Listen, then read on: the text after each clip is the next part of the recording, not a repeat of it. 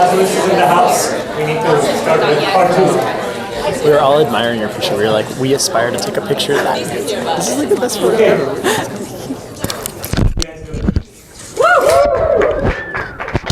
Really came back for more. Yeah. Okay, so we have 6 more speeches to go. The next up is Tanae Keaton. She's from Plant City, Florida. Anyone know what that city is known for? Strawberries. Really? Wow. Are you guys, you're from Florida. You're from Tampa, right? Florida. And you are? Today's introduction for Fletcher Security Review, that's the one fact that she gave from her hometown. That's what I remember. So Tanae's from Plant City, Florida, but also but has also lived at several places around the world, like many Fletcher students here. She put together this speech, The Politics of Respectability, again in a smaller setting, and we felt it was powerful enough to recreate. What is also interesting for me, observing kind of students in general, but also Tanae specifically, is kind of their own journeys. I got an email randomly from Tanae a couple of weeks ago saying that thinking about my value speech is making me think about my life choices itself. So, the fact that you can go through this introspection, and it just makes us teachers feel like we push a little bit and it has some impact. Today, it's very fitting that you are in speaking today, because every time you contribute in class, there's so much depth to your questions, and it seems like you really care about the person speaking. Her topic today is the politics of respectability. Let's please welcome Tanae Keaton.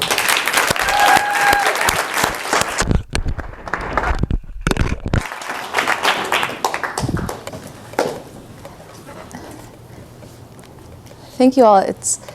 Is this my mic on? Can you hear me? Okay, that's better. Is it? Yeah. Okay. Thank you. It's so great to see so many familiar faces in the audience. Thank you all for coming. The title of my speech is The Politics of Respectability. Don Lemon is a news anchor for CNN who covers race and politics. Back in 2013, after the Trayvon Martin verdict, he gave what he considered to be advice to the Black community on how we could solve our social problems. His solutions ranged from stop wearing baggy pants to don't have children out of wedlock. Essentially, what Don Lemon did was blame poor Black Americans for creating the entire community's problems. Don Lemon's critique is an example of respectability politics. Respectability politics happens when members of a marginalized community police their own members so that the entire community can be perceived as having the same shared values as the mainstream. This concept is important because we see it happen in the media all the time. Ted Cruz tells Latinos that they must speak English to truly be American, while Don Lemon tells poor Black folks to adopt true American values. Behind me is one of the original depictions of Aunt Jemima. You know, the woman from the pancake syrup bottles. This image is a representation of the mammy. The mammy is an archetype from the early 1800s of a Black woman who is the primary caretaker of white children. In this photo, her facial features are exaggerated, and she's wearing the head wrap of a traditional domestic worker. Aunt Jemima perpetuates the stereotype that Black Americans are poor housemaids. This image is hurtful, and it's the reason why respectability politics came about as a racial uplift strategy. Black Americans, particularly wealthier ones, wanted to have more control of their images in the media, so they decided to adopt hobbies and cultural values of mainstream Americans. On the surface, this doesn't seem like that's harmful, but in practice what happened was the public shaming of poor Black Americans who did not adopt those same social norms. Take the civil rights movement, for example. I'm sure you're all familiar with the story of Rosa Parks. But did you know that Rosa Parks was not the first Black woman to refuse to give up her seat on the bus? She was actually the second. The first woman was Claudette Colvin. At the time, Claudette was 15 years old, unmarried, and pregnant. Because she was having a child out of wedlock, leaders of the civil rights movement did not believe that she could garner the level of respect they needed to get from mainstream America to move their cause forward. Instead, the leaders chose to recruit Rosa Parks, a married secretary, to reenact the same scene in Montgomery 9 months after Claudette had already been arrested for refusing to give up her seat on the bus. So today, I want to leave you with this image of Nicki Minaj, the rapper, and Michelle Obama, the First Lady of the United States. Take a moment to reflect on who you think is more respectable. If you're like me, your instincts probably push you towards Michelle. But today, I want to push you to think past those instincts. Think about people like Claudette Colvin. Think about people like Trayvon Martin. Think about all the people who are left behind by respectability politics. Respectability politics puts the pressure on marginalized groups to change, rather than asking greater America to change their perspective of us. We must continue to ask ourselves, whose burden is this to bear? Thank you.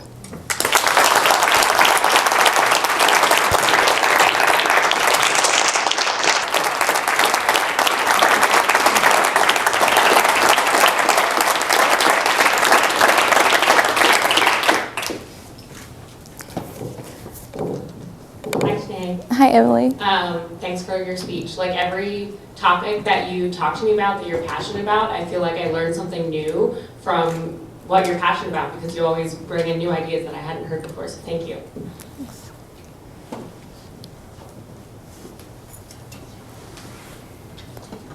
Today, I know I told you this last night, but I think it just rings so much true. You're like a locomotive when you get going with just so much passion, and you just keep coming with so much energy, and when you really hammer home those points, I think it just brings so much power to what you say, because it is so in-depth and so well thought out, and I just think it adds so much to it too, so thank you. Yeah.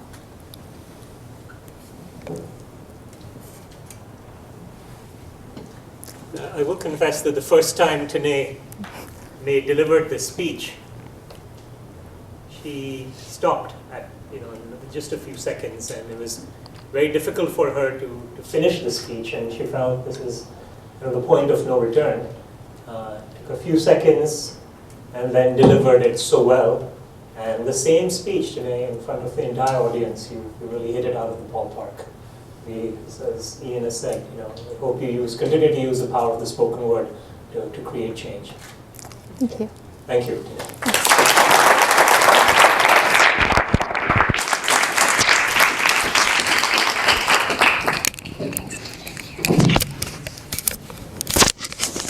It's so nice to see the guests. Mike, is your wife here too already? So very. Who are the significant others or friends in the audience? Can we hear you? How about a little round of applause for all of you for coming here tonight?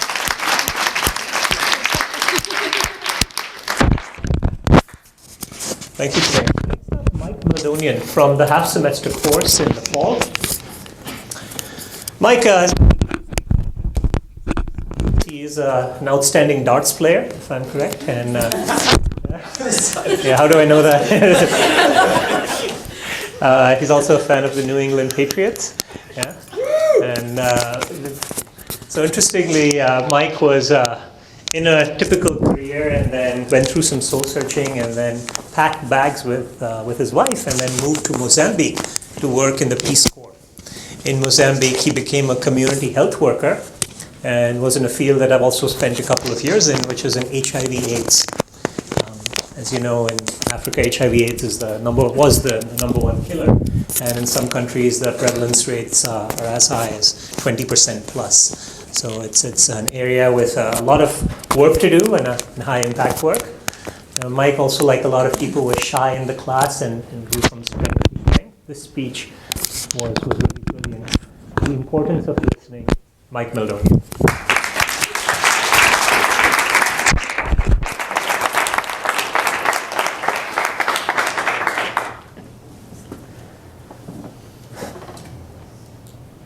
Tonight, I want to talk to you about a friendship that, at first, I thought was a terrible idea. But it's through this friendship that I began to learn and understand about the unique and transcendent value of just being there for someone and listening. One of my best friends is an 18-year-old Mozambican woman named Eunice, but I met her when she was 15. And for 2 years during my Peace Corps service, we were neighbors, and we called the same little fenced-in patch of earth home.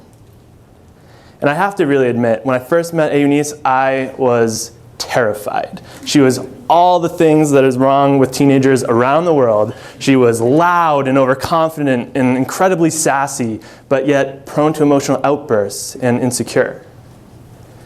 She also had this way of slinging an insult at you that just struck you at your core, like she could read your mind or see your soul. So I'd be thinking like, I can't think of this word in Portuguese, and she'd be like, Mike, you don't speak Portuguese, you should probably stop trying. And I'd be like, man, it's kind of hot today, maybe I should change my shirt. She'd be, Mike, you're the sweatiest human being I've ever seen. I don't know how you do it. She was a force to be reckoned with. It wasn't until later that I realized that she was just testing me to see if I could take it, and most importantly, to see if I could dish it back. It also became immediately apparent that Eunice was experiencing incredible difficulties at home. She was subject to physical and emotional abuse. She had alcoholic parents, and she was sexually active at a very young age. When she first came to my wife and I to ask for help, I was completely overwhelmed. I thought, I don't have the answers. I can't give this girl advice. I'm not prepared for this, and I definitely shouldn't intervene where I don't belong. At least that's what I told myself. But deep down, I know now that I was afraid. I was scared that I couldn't personally have the strength to handle the gravity of her situation. So my wife and I talked, and we told her that if she ever needed a place to come talk, she could come to us. But we wouldn't be able to let her stay overnight at our house or give her any money like she'd asked. It was a small community, and that just wouldn't have been tolerated.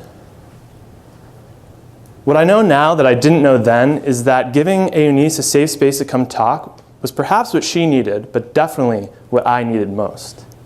It's when she started to take us up on our offer that I first began to slow down and learn how to listen. How to listen and just be there for someone. Be present. Be present without giving my advice or my opinion unless asked. Just be there and be someone that they can trust. The subsequent 2 years were really tumultuous. Eunice got kicked out of her house multiple times. She got involved with the wrong guy. She contracted HIV and became pregnant. Unfortunately, a story all too common in Mozambique. But through it all, she maintained her strength, her sense of humor, and that signature sassiness. She continued to talk, and I continued to listen and to learn. But it wasn't until our last interaction that I realized how lucky I was to have met her. We were sitting there just kind of chatting after lunch. It was rice and beans, I remember, because I was doing the dishes, and she was like, Mike, you're looking particularly feminine today doing a woman's job. And I was like, okay, all right.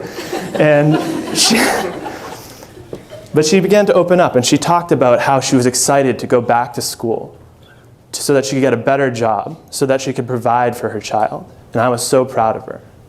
But what was different this time is that I too began to open up. I talked about how I was scared to leave Mozambique and readjust to American culture, about how I didn't know what to do in grad school, and I didn't know when I even wanted to start a family.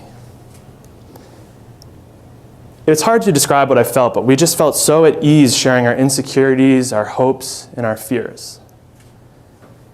It's almost like at this moment, we had bridged this cultural and linguistic divide that had existed between us for 2 years.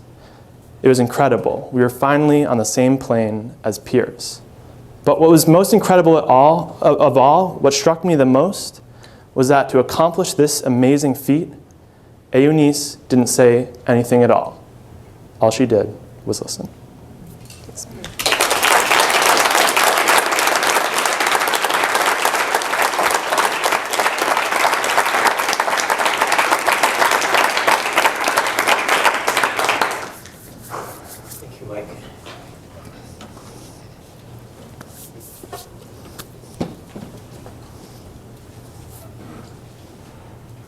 Thank you, it's Julia. I'm an occasional guest at your classes, but I've heard this one before.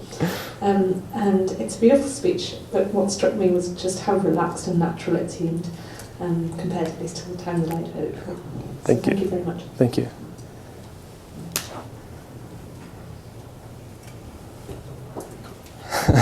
Got to run it all around. Thanks. It was a beautiful speech. I wanted to know, did you tell Eunice that you'd be giving the speech, or what do you think she would say? I haven't told her. I've told like her family members, and they were like, "You're giving a speech about us? What the heck are you doing?" So, maybe I can get the video, and hopefully I could send it to her.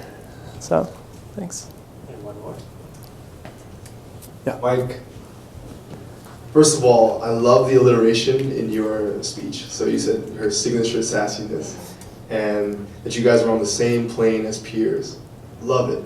Thanks. And I remember that I think I might have seen this last Yeah, you did. semester. Mm-hmm. And correct me if I'm wrong, but I don't think that you had those little jokes that she had. Did you add them in? I had like other worse jokes. So yeah, actually I spent a lot of time because one of the pieces of feedback I got last time was like, last time I kind of just like put my head down and delivered this like really heavy speech, and everyone was like, needed to just like breathe afterward. And they were like, they could have used a few more moments of levity. So I really worked on trying to like find something that would get people to kind of chuckle a little bit. So. Well, the little stories with her jokes really made her image come out to the audience, and so thank you so much for that. Cool. It was amazing. Thank you. Yeah, Mike. Really well done. All right. Thank you. Thank you.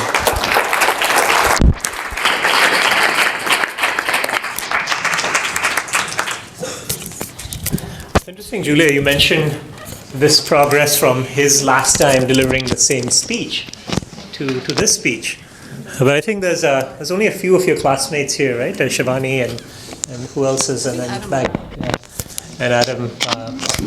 Mike, you're so happy you're just a different speaker, you know, and this even between your last speech and now to be able to do this as comfortably and naturally, it's just, thank you. It was all the effort, you know, we really appreciate it. Thank you. Next up, we have Hungin Nguyen. When? Nguyen. Just when? No, because in your introduction, you spent a lot of time explaining to us how to pronounce your first name. You really got it. Yeah, right? And you did that. But what about how do we say your last name? When? When? Like a win-win situation. Okay. Hungin Nguyen is our next speaker. Okay. Now, Hungin spent the summer in Beijing, okay, and like many of us, has traveled all over the world. I guess, why don't we just let her deliver this speech?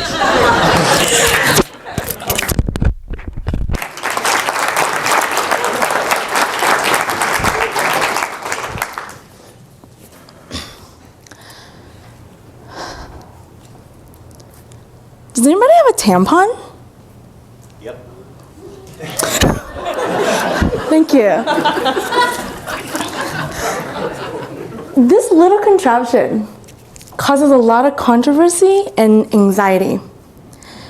Last semester, a student emailed the socialist to ask if anyone had a tampon on campus. I want you to take a second to think about how you feel about me holding this tampon in front of the whole auditorium. How did you react when you saw that email? How did you react when I asked for a simple item for my health? The natural event that occurs that requires me to use this tampon goes by many names.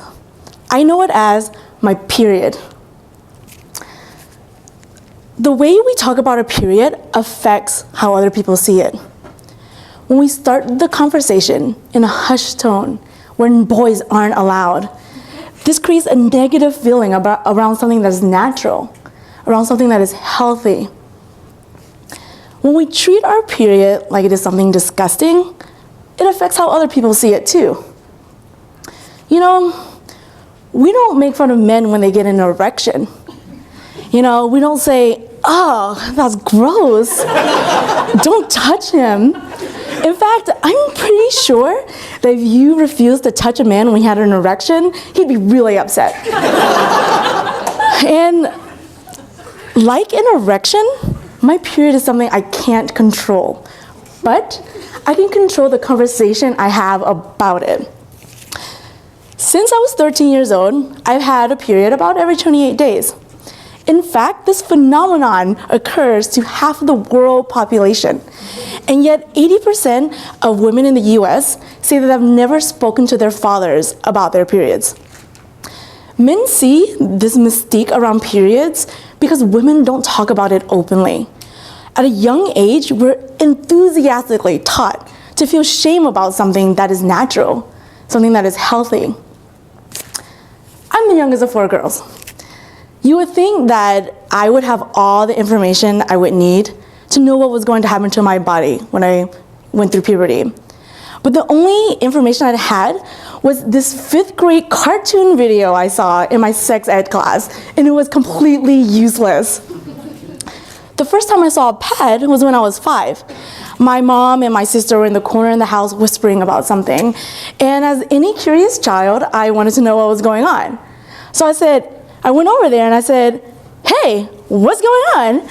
And instead of taking this opportunity to teach me about what was going to happen to me when I got older, my mom looked at me. She grabbed the bag of pads, shoved it underneath her arm, and just scurried away like a thief in the night. You know, this really stuck to me. I really internalized how she treated this event. And it would reflect how I would in the future. So flash forward 7 years. I get my period for the first time. And I don't really tell anyone about it. I keep it a secret, but it didn't stay a secret for long with 3 other teenage girls in the house. You know, my sisters noticed that our pad reserves were depleted, and they knew it wasn't our dad who started to use them. So, you know, they asked me in a safe environment, "Hung Yen, you know, you're getting your period." And I lied. I was so embarrassed and I was so ashamed of what was going on with me, and I continued to think about my period in this way for much of my adolescent life. What I didn't realize at the time was that when I got my period, that meant everything was okay. You get your period because it's healthy. So the next time you need a tampon, don't be afraid to ask for one. Don't be afraid to have an open conversation about it, and congratulate yourself on your good health. And go with the flow.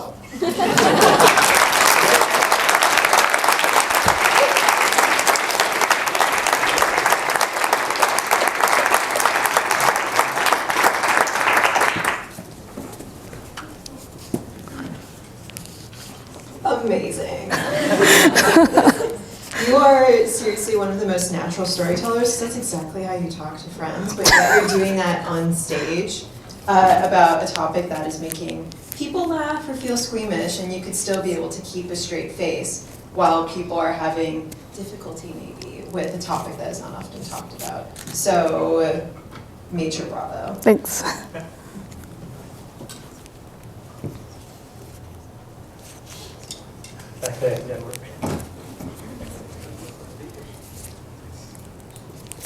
This was out of the universe, extraordinary, seriously. Just one question, and I didn't want to ask one-on-one, so I want to ask it in open. What do you think goes behind the taboos which have been existing for so long? What is the root cause? Well, with the period, it goes back to religion. I know in the Bible, which I don't know much about, but I do know that there are verses that say, you know, when women are on their periods, they're dirty, don't touch them. And that's a problem that exists in developing worlds. And even here in America, you know, I have a lot of male friends, and whenever I talk about my period, they're just like, "Why are you telling me about this? I don't need to know." And I was like, "Because it's something that happens to me, and you need to know what's going on with my life."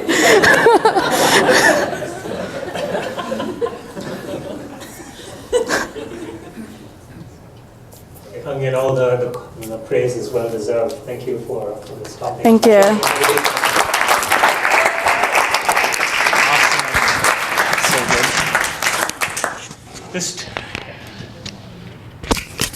Just 2 more. Next up we have Yao Wu. Yao is from China. An interesting life that she has had.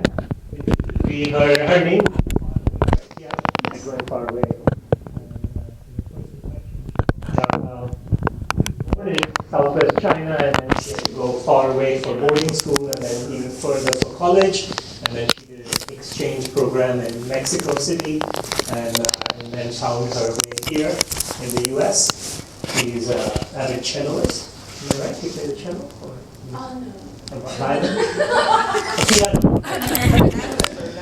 Okay, and she's also been in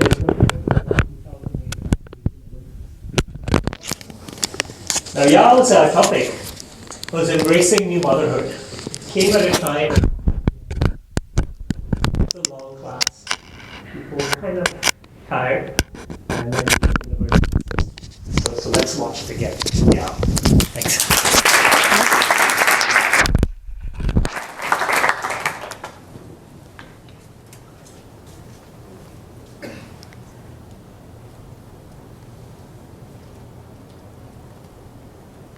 Good evening. Can you hear me? I'm going to move this a little bit.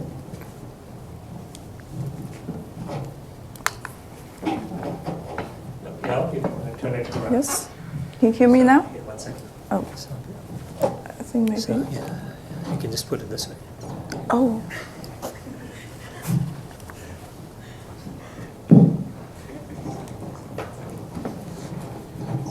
Okay, sorry about that.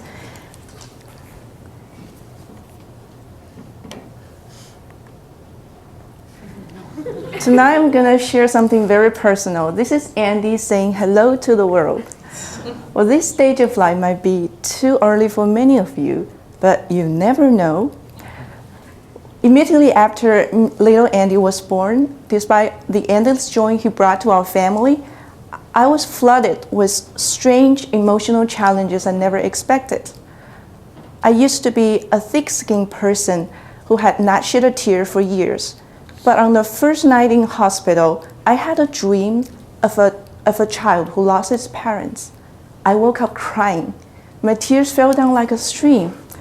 The emotion was so incredible that it manifested as physical pain, squeezing my heart and restricting my breath. Since then, I discovered my sensitive self. I cried when I nursed my baby and thought about suffering hungry babies elsewhere in the world. I cried when I read news about children being abandoned or trafficked. I cried over 1,000 things that went into my mind. It was completely out of my control. During the first few weeks, family relationships could be intense. On the one hand, I greatly appreciated family members who came to help us with cooking and housekeeping. On the other hand, however, I got easily offended when they tried to take over the baby and let me have some sleep. I was terribly cross at my husband when he was not as helpful as I wanted, and I was mad at myself for whatever reason when I feared I was not a good mother. I tried really hard to control these feelings. I made a smooth transition to parenthood. Now I'm sharing you this not because I'm different. 80% of new mothers experience these syndromes. For example, mood swings, frequent crying, irritability, anxiety, self-doubt, etc. These feelings are called baby blues, and they are natural and normal part of new motherhood. These feelings are caused by postpartum hormonal changes in your body, and they will go away on their own naturally after a few weeks. Now that my son is 18 months old, I'm back to normal. What have I learned from this? Well, we've been told since we were young that when life gets you down, stand up and fight back, right? Future mothers, when hormones beat you down, just lie back and relax. No treatment is necessary other than reassurance, rest, and time. And future parents in this room, be aware. So don't expect your partner to be rational or even normal after she has a baby. My husband learned this lesson from his parents and his own experience. I'll quote him on that. Don't piss your wife after she has a baby because you'll remember it for the rest of your life. So genuine, be sweet, tolerant, and useful. With all that said, despite all the troubles, I'm very grateful to these hormones because they kindle an intense feeling of love that I would never experience otherwise. One day, when I watched my baby sleep, I couldn't help kissing him on the cheek and breathing in his sweet baby scent. At that moment, a heartwarming image came into my mind that 28 years ago, another woman was holding and watching her sleeping baby. It was my mom. For me, that was a moment of revelation. A mother's love is universal, across time and space. Finally, I was able to feel the love my mother felt for me. And since then, I became more tolerant to her nagging. I hope that someday, when you hold your own kids, my speech will resonate. Thank you very much.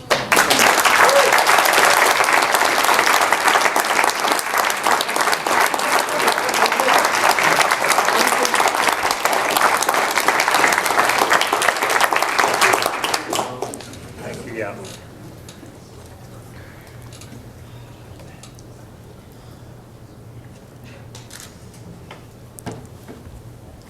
I can yell.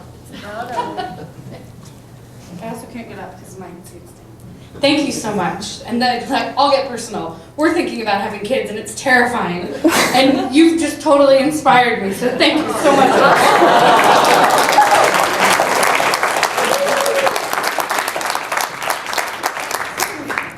I'm glad I was helpful. Oh, it's me. Hi. Thank you so much for your speech. Yours, just like Hyungin's, I really appreciate like talking about stuff that's not very much talked about. And I think with yours, I really loved how, even though this subject was so moving, you still found ways to include humor. And especially your last line, you were saying it so sweetly, and you're nagging, and it just really resonated. So thank you. Thank you very much. Yeah, on that point, you were also initially a bit nervous about your first speech, and the first time you delivered it in class, it just was as smooth as this. What did you do? I don't think maybe my experience will be helpful. I'm not kind of person who trying to remember everything I write down. So I rehearsed one day before. First with my group, they gave me so much suggestion about the script, but later, because they didn't have time, so I practiced by myself. I practiced alone, going through this maybe several times, 10 times, and try to remember everything. But when I don't know, once I stand in a spot, I didn't feel that nervous and scared as I did before the class. So it just came naturally, and the audience really helped me with their response and their kindness. You kind of exemplified enjoying the process and bringing the audience to enjoy it with you too. Okay. Thank you.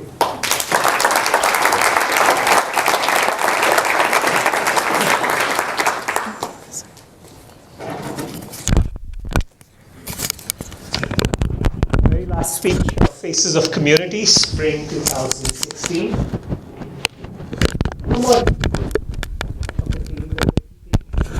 Is by Erica Hilstead, is entitled "How to Stop Contacting Your Ex."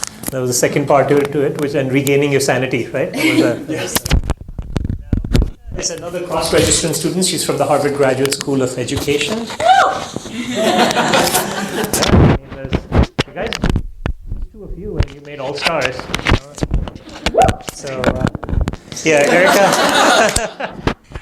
So she's commutes from Cambridge for the class, but she comes in with so much Erica, for instructors too, we get nervous, when there's a large class, we wonder if things are resonating, if we're doing whatever is working right, and your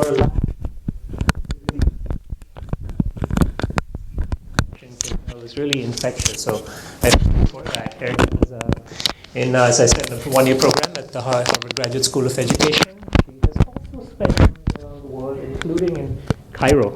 And is this picture from this? From Jordan. Oh, this is from Jordan. Okay, so many more.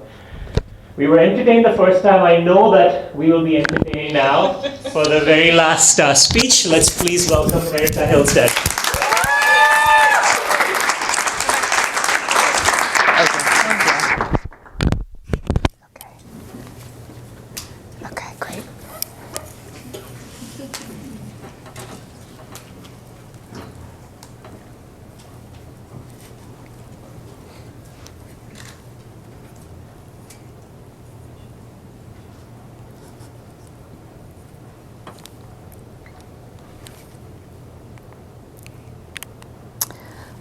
There's supposed to be a quote about tequila on there, so I'll go ahead and just say, should I just keep going and just go for it? Okay, fabulous. There's a quote by Tequila that says, "Go ahead, send that 12th unanswered text." Here we go. Tequila and I stopped being friends after my 30th birthday celebration at Cabo Cantina, although I've taken its advice on more than one occasion. By a show of hands, how many of you have ever contacted an ex while drinking adult beverages or while sitting alone at home, perhaps after your Netflix series ended? All right, thank you. And how many of you, after contacting your ex, felt better about yourself after you made that call? Fantastic. Oh, excellent. Thank you. We need to talk after this. Thank you for sharing. My name is Erica Hillstead, and I have a problem. I contact ex-boyfriends when I feel uninhibited or lonely. It's like I get this insane adrenaline rush every time I dial their number, maybe thinking that this time they will pick up and we will rekindle some sort of deep-seated passion that once existed. It's like I only remember Alex cooking me Sicilian dinners, and I don't think about his unfounded jealousy. I only think about Angel, not about his emotional instability, but I think about us cuddling on the couch, watching Burn Notice reruns. Of course, inevitably, they do not pick up the phone, and so I leave a voicemail for the 3rd time this month, feeling lonelier, rejected, and let's face it, stupid. Their caller ID a constant reminder that I have not moved on. Oops. There's supposed to be a date there. September 18th, 2015, I hit rock bottom. I was in a bathroom stall, 4 Pinot Grigios deep, my 4th glass of Pinot Grigio in one hand, dialing my ex Ryan Padilla's phone number. I yet again failed to convince him that we should be in each other's lives. He said, "Erica, you can call me as much as you'd like, but I will never call you." It was at this point I finally realized, after years of doing this to myself, that I was no longer going to waste my emotional time and energy on people who did not care about me, because if they did, they would call. So I decided on September 19th, 2015, to stop calling my exes.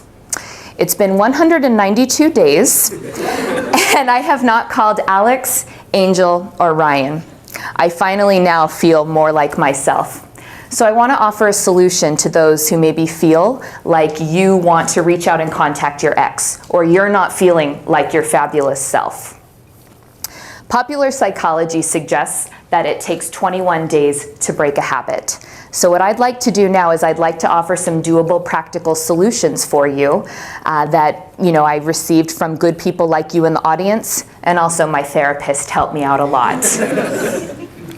The first set of solutions have to do with when you are out with your friends, drinking those adult beverages. The first solution is this: if you can, leave your phone at home. It is simply going to get in the way, especially if you have an iPhone 6S. It's just going to get in the way. It doesn't fit in your pocket. And what are you going to do when you're grinding on a hottie to Montel Jordan's "This Is How We Do It"? If it is physically impossible for you to leave your phone at home, go ahead and give your phone to a physically and emotionally strong friend who will be determining, they are the gatekeeper, they are going to be determining whether or not you get to call your ex.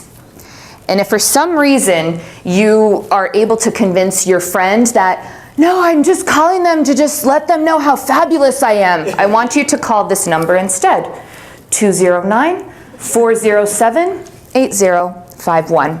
That's my number, and I'd love to hear how fabulous you are doing. Now, the other side of it is when you are at home alone in the couch. As hard as this is to do, sometimes you just simply need to delete the number. It's much easier to do this in a world of cell phones where you did not have to memorize the number so that you could call them on your parents' landline. If you are not able to delete your ex's number, and in the words of Wilson Phillips, you just want to hold on for one more day, you can go ahead and where their contact information is, in the first and last name, you can write down all of the cons, all of the negative, toxic things and characteristics about your ex. Certainly therapeutic. And finally, if you are able to, try to get out. Go hug a puppy. Eat some nachos. Go ahead and reconnect with a friend who makes you laugh. And if you are going to be drinking adult beverages, just make sure you follow the advice on the previous screen. And if for some reason you end up calling your ex, it's really okay. You can take the advice from Taylor Swift, and I don't think it's going to show up, but they were the lyrics to the 90s R&B singer Aaliyah. If at first you don't succeed, dust yourself off and try again. You can dust it off and try again. There it is. Now I wanted to leave you with one last quote that ironically I found on Facebook as I was trolling the interwebs for my exes. It says, "You cannot be lonely if you like the person that you are alone with." Good night and good luck. You got this. Thank you.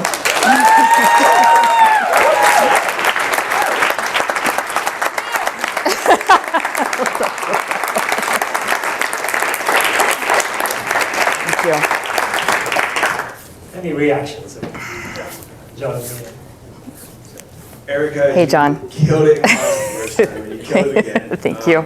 The one thing especially I wanted to point out is that the visuals were a really big part of the first time. I think they definitely drove home a lot of the jokes and a lot of also the more kind of touching points of it. Mhm. But this was like a case study in how to still kill it in a speech when technology fails on it. Thank you. Because you remembered all the lines, you remembered everything there, and just even more props. That was great. Thanks, John.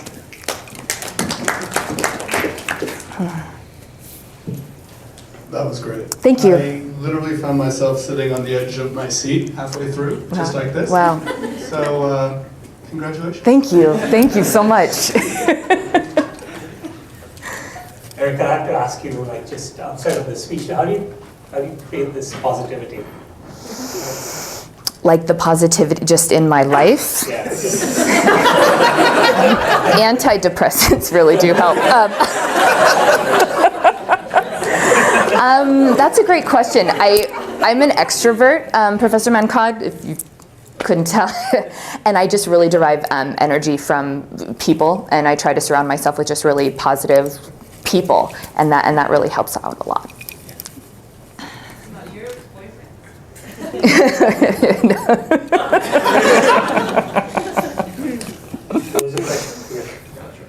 Okay. Okay. Erica, Thank you. very much.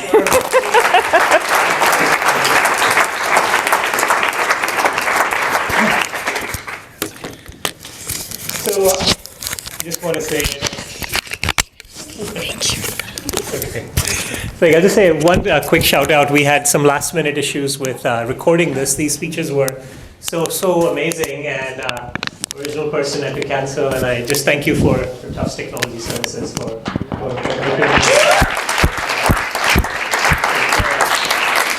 and of course Ashley and Oliver for laboring, taking great pictures, which I know will be valuable to all the speakers. And so at the end, I'm just really happy that you all came tonight. TAs and everyone, and I continue to feel that folklore is powerful. I continue to feel fortunate to have an opportunity to be a part of this. So there'll be more to come. Thank you very much. Hope you have a lovely day.